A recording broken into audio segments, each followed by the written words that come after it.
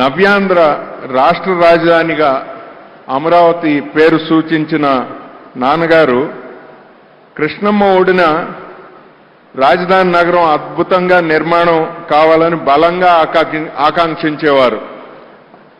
ఆ శంకుస్థాపనకు కూడా గౌరవ చంద్రబాబు నాయుడు గారి ఆహ్వానంపై వచ్చి ఆయన ఆనందం పంచుకున్నారు.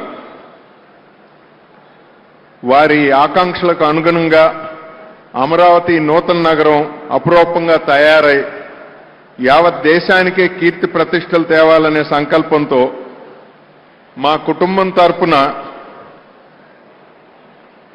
10 కోట్ల రూపాయలు విరాళంగా అందజేస్తున్నాం.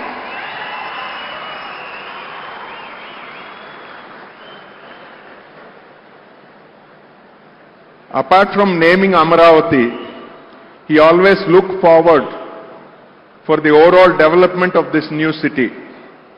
As a token gesture of the family for the continuance of his vision for this megapolis in the making, Amaravati, we are happy to present a check for rupees 10 crores to be used for the development of the city.